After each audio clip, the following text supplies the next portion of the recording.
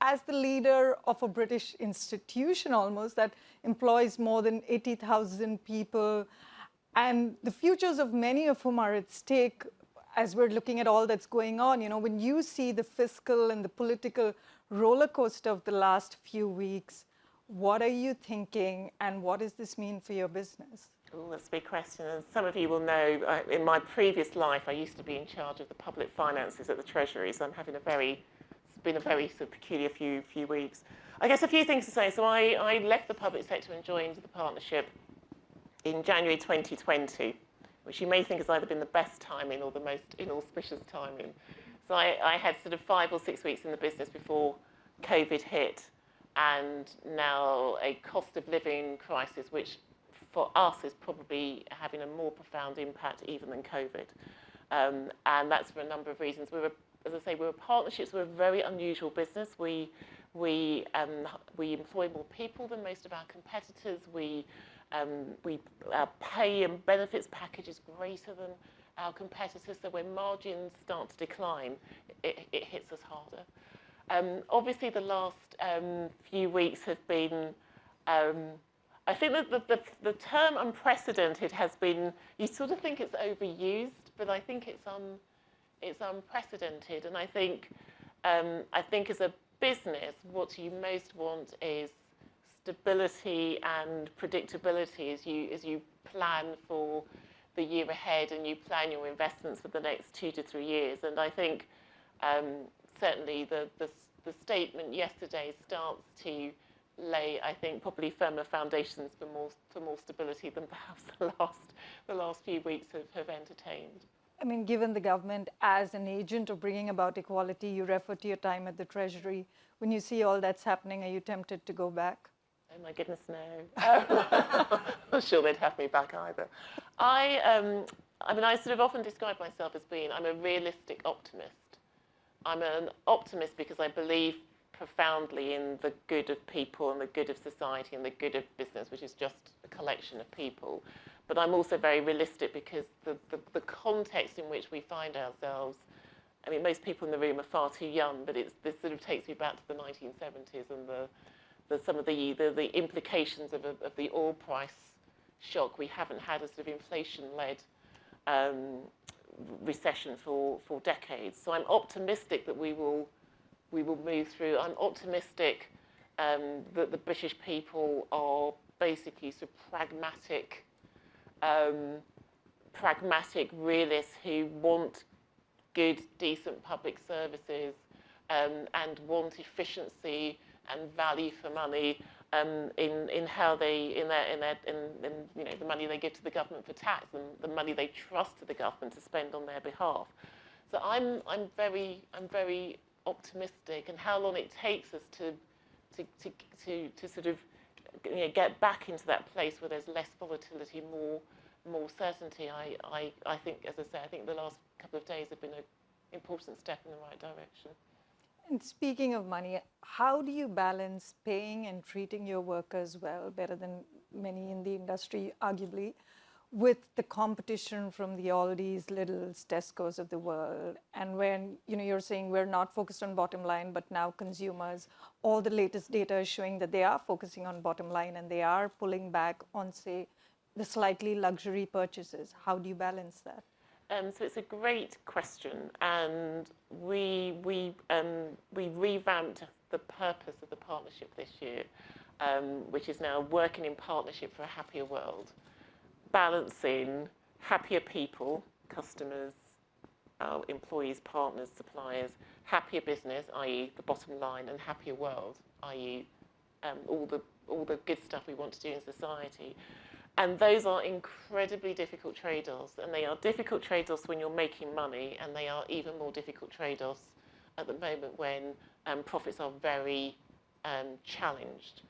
And I guess the way I would describe it is that we still need to make a profit because we're to do the things that we need to do to survive as a business. And I think what it means is that it's not that we shy away from some of those difficult decisions. We closed a third of our John Lewis stores, permanently closed a third of our John Lewis stores during COVID.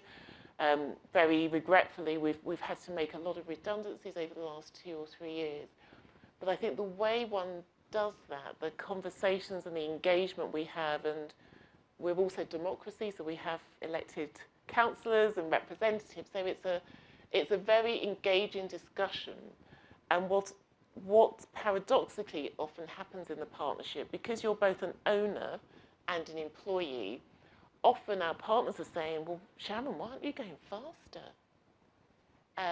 Gosh, because we know the pound in our pocket's going less far.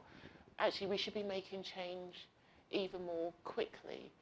So I'm not sanguine about it, because I think we will, over the next, 6 to 12 months, be facing into yet more difficult challenges, because inflation is clearly with us for some time yet. So I would say it's as much the way we try to do the change as it is the fact of being absolved or somehow insulated from the realities of the market. And you're open to the idea that there could be more stores to go, and there could be more of all of that coming as customers tighten their belts, I'm guessing. I guess all I would say is that, the next year looks tricky. I suspect that, I don't know how many of you fixed your mortgages at 2% on a 2-year fix during the pandemic when stamp duty was energy. So, there's nobody. One's particularly focused on, as we are, people from care and people who are most vulnerable in society. But, you'd have to be a millionaire not to worry about an energy bill that's going to double, or, your food inflation's running at more than 12%, or your mortgage going up potentially £4,000. I'm very well paid, and I've told my kids we're not switching on the heating this year. So they put an extra jumper on, and we've now got blankets on all the sofas. And my younger son said, but Mummy, why have we not put the heating on? I said, well, cost has gone up double. Oh, I really get it, I'll put another sweater on. So I think it means that context means, don't think any business can say, they're not going to have to face into some difficult decisions. And you had months earlier spoken of the need for the government to come up with a cost of living aid package for families that are struggling with some of these very costs. Yes.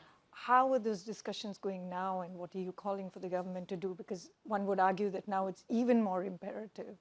Yeah, so this was in July when the Ofgem had announced the energy cap for October, which looked like at that stage it was going to be about £4,000. And I think partly with my old hat on being in government, I was just profoundly worried about the lack of decisive action on energy bills, given everything we've talked about, that everybody's affected. And actually, this was when, it's hard to believe, this is 3 chancellors ago, so this was still Rishi Sunak in July. And actually, I think it was very positive that the government responded. They also responded with their version of a windfall tax, which I think was called the energy levy.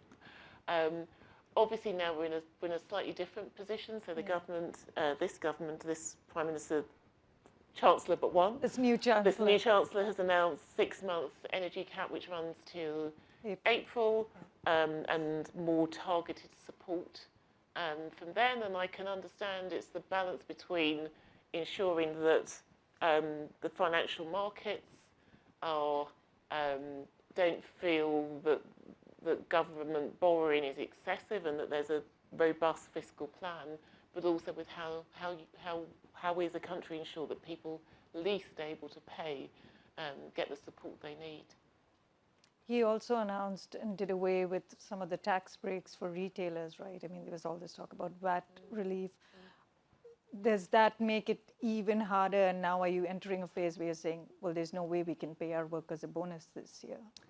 I think there's always the sort of balance as a business, as a retailer, with, I guess, where the original fiscal package, the mini budget was, is if you look at the tax changes that affect business, and it was corporation tax as well as the reintroduction of duty-free shopping.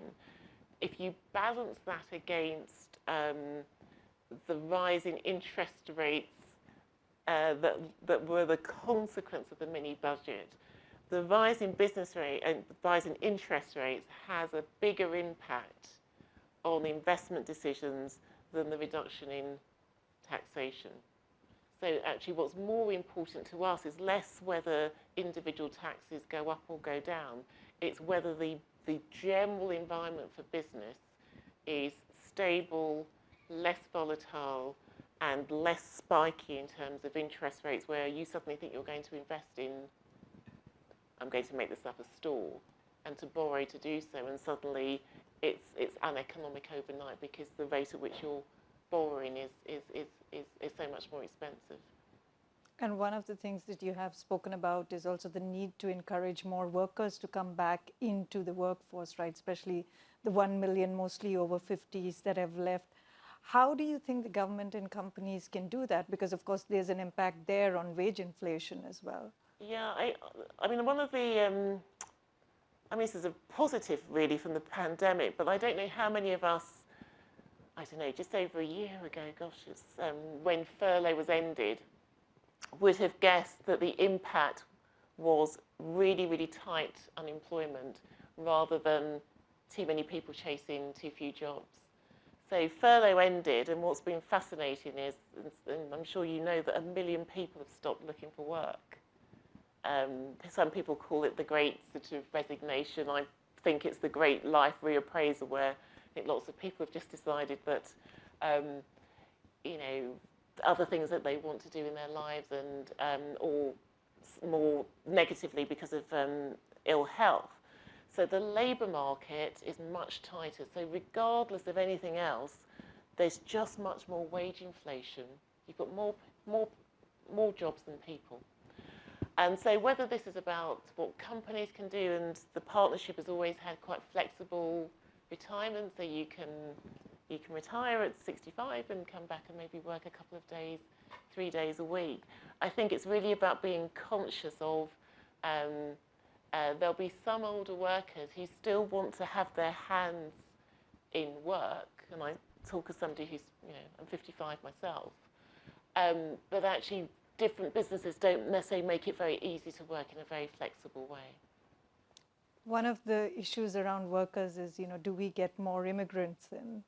Your parents, I understand, came to the UK as immigrants in the 1950s.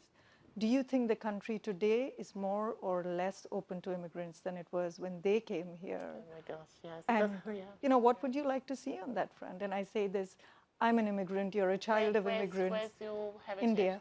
India. So my parents are Windrush generation.